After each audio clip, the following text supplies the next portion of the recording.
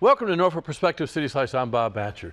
Today we're going to talk about something we normally don't see on TV or really talk a lot about it, but our police department has been very active in developing relationships in the community through community policing and really kind of looking at a whole new way of relating to the community. Well, there's been a group of police officers, the chaplains, that don't get really a chance to be in front of the camera much, so we're going to put them there. Leroy Briggs, Senior Chaplain, Norfolk Police Department. How you doing? Good afternoon. You've been doing this for a couple of years, haven't you? 16. Wow. Yeah. And prior to that? I'm retired Navy, retired Civil Service, and retired pastor. All right, there you go. Terry Haddock, Chaplain with Norfolk Police Department. You don't have the same track record, right? No. So how long have you been with the police department? A few years. A few years, yeah, there you go. And volunteered with them for over 10 years. Okay. Now, what is the role of the police chaplain? We are to comfort and counsel police officers. It's very confidential because they may come for, they might have a problem with something. Mm-hmm. Police officers don't like to shoot people. They don't like to kill people, okay? And if it happens, that weighs on them. So they can talk to the professionals, which the city has, doctors and things, but they can also talk to a spiritual person, like a chaplain. That's where we fall in. We'll pray with them, we'll talk with them, and encourage them to keep on going on with life. You didn't mean to do this, but it was part of your job. You know, you serve and protect the community, but you also got to serve and protect yourself, because guess what? Police officers have families too. Mm-hmm. And if I can just picture it now, you have a police officer that's been engaged in something that really kind of put them in harm's way and they had to react. And then they come home and watch the national news. Yeah. And, you know, there's almost guilty till proven innocent going. I mean, it's becoming tough to be a police officer, isn't it? Yeah. On a human side. Yeah, because you see, just like what you said, police officer has children who see these things on TV. They go to school and they hear their friends talking to them about, oh, your father's a cop or your mother's a cop, and they're killing people. So that weighs down on the children. They take it back home and weighs down on that officer. And the officer needs to be freed up so he can serve and protect. So we have to be able to talk to them and counsel them and give them an encouragement to do what they're supposed to do. What's a police officer's normal day, from your perspective? One word, rough. Yeah. And I say that because the way society treats them, they look down on them instead of reverencing them. I've been a chaplain for 16 years, and for at least 14 of those years, I talked to every recruit class at graduation and before, in the middle of their training for 6 months. And I look them in the eye, and I can say in Norfolk, we have one of the best police departments there is. I don't see prejudiced officers or anything like that. And I love the police department. And the reason why I tell this to the recruit classes that when I was about 10 years old, which I'm 72 now, so that was 1953, I was playing tag. We didn't have the computers and stuff, you know. We were either riding wagons or bikes or playing tag. And I ran into this guy's car. And I was only about 60 pounds, about 4.5 feet. So you've always been kind of a small guy. Yeah, always. So I just bumped into his car like that, and the guy got out, and he snatched me and pushed me up against the building. Now this is a tall white guy, and this little black kid, me, and I looked at the corner of my eye, and I seen a motorcycle cop coming around, and I seen him get off his bike, and he was walking over towards us, and I just knew that I was really in trouble then. And that was in 1953? 1953. Instead, the cop came over, a white cop, and grabbed the guy and bounced him off the wall and told him, don't you ever put your hand on this child or any child in this community.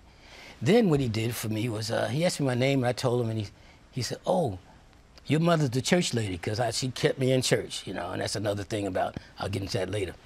But he gave me he said, I'm gonna tell you what I'm gonna do. You sure you're right? I said, yeah. He gave me a ride on his motorcycle around the block. My friends thought I was going to jail or something. He came back and everything was all right. He said, I'm gonna give you one more ride. He took me around again. Then he told me, he said, I'm gonna come by here every week that I have duty. And I'm gonna find you, and you let me know which one of your friends also was good in school and listened to their parents, and I'll give them a ride also. And that's what he did. So that gave such a respect for the police department of helping me.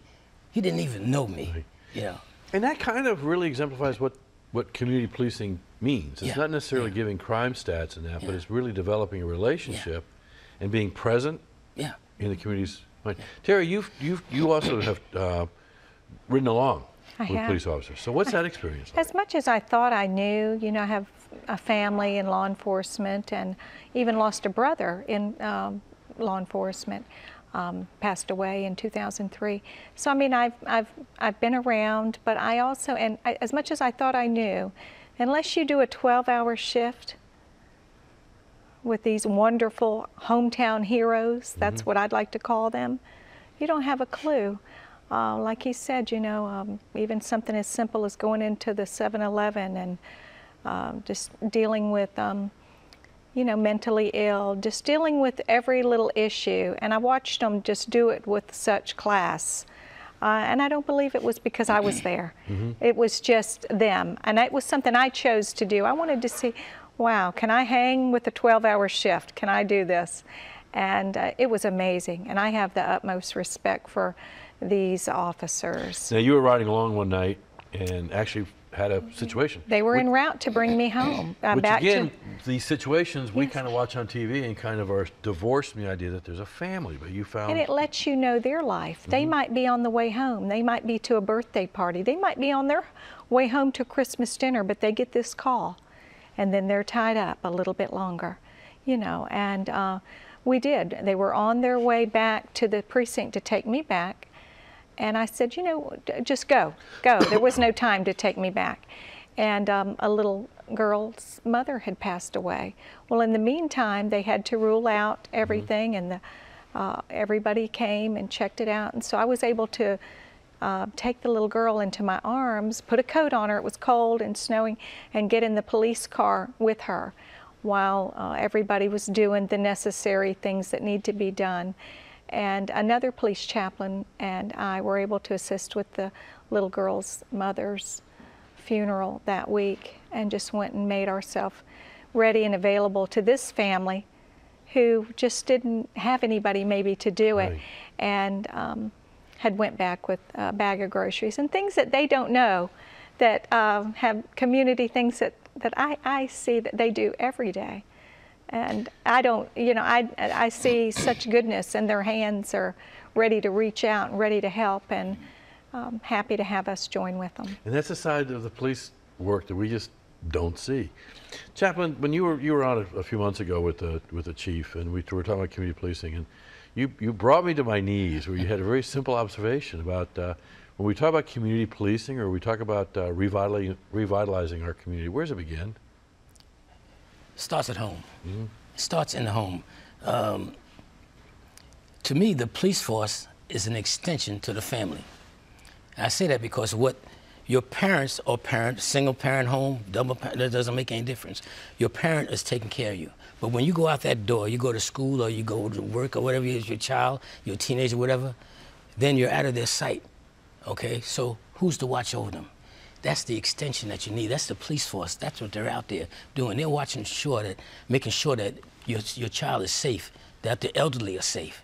You know, police officers do more than enforce the law and uphold the law today. Today they become social workers. You know, you've seen some good stories on TV about some police officer bought a car seat for somebody because they didn't have one. Instead of giving them a ticket, he'd take them to Walmart and get them one, you know, buy them food, put them up in hotel rooms. These are police officers doing these things because now it's more than enforcing the law, and now it's building relationships. And that's what we need to do, is learn to build relationships. And it starts in the home, where parents are teaching their children, respect that person out there in that uniform, because they're watching over you. That's your guardian angel. And relationships should begin with respect. Yeah. So what do you see as the future role of, where are we going in our community, do you think, from the chaplain's point of view? What do you see as some of our challenges? The challenge is people with their own agenda. I don't agree with a lot of things that are being said out there. Like, to me, we're all God's children, no matter what you look like, no matter what your blood type, no matter what color you are, it doesn't make any difference. We're all His creation. You know, so when people start saying things like Black Lives Matter, all lives matter. We're all precious. And as long as we start making separations, then there's always going to be division. We need to learn to come together. You know, you never know who you're going to need, who's going to help you. You know, the person don't have to look like you to help you. You know? When I met you, I said, hey, this is a nice guy. I heard people say that you said about me, hey, he's a nice guy too. You know, so we didn't even know each other. But the relationship, just saying hello and being friendly, those things need to start, and it starts in the home. Right. And I go back to your story of the police officer. There were some assumptions being made because of color, so maybe not making those assumptions helps too? Yeah, yeah.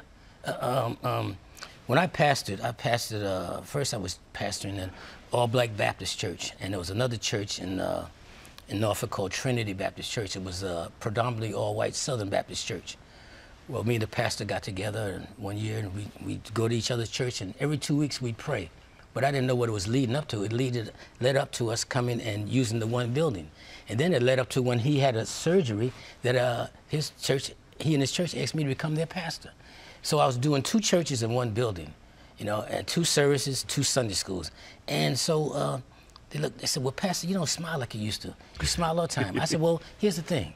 There's one God, and this is one building. It ain't but one of me. This needs to be one church. There you go. You know, I said, we drive the same streets, go to the same doctors, same restaurants. We do everything except the one thing we should be doing is worshiping together. There you go. So we came together. Now, I know that the chief, if he were here, he'd say he's totally committed to having one more hot dog.